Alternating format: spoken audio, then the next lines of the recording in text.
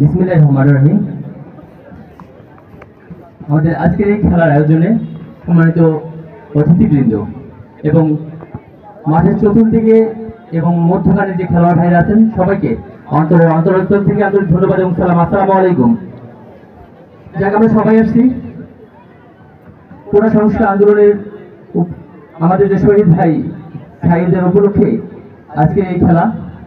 তো এই কোটা সংস্কার আন্দোলনে যত শহীদ ভাই আজকে শহীদ হয়েছেন, পাশাপাশি অনেক ভাইরা এখনো অসুস্থ আছেন মেডিকেলে, আমরা সবার জন্য অন্তরস্থল থেকে দোয়া করব যারা শহীদ হয়েছেন তারা যেন শহীদি মর্যাদা এবং জান্নাত লাভ করেন, আর যেসব ভাইরা অসুস্থ আছেন তারা যেন সুস্থতা লাভ করেন।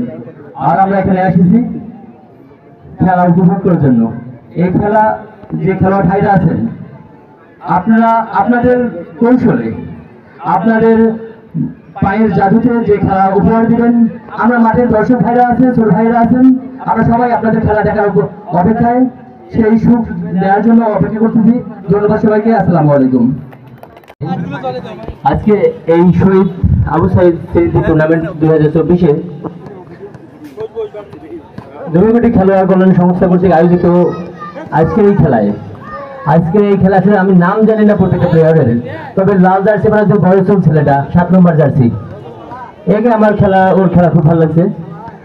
আর মোটামুটি এনজয় করতেছি।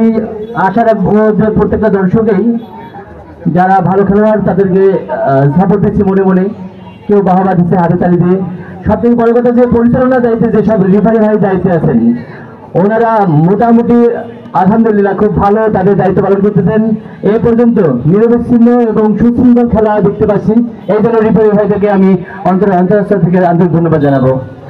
আর আমাদের যে দর্শক ভাইরা চতুর্দিকে এবং শুধু কচিকাচা ছোট ভাইরাও আছেন, সবাই যে শান্তভাবে বসে খেলা দেখতেছেন, এই জন্য সকল দর্শক ভাইদেরকে আমার অন্তরস্থল থেকে আন্তরিক ধন্যবাদ।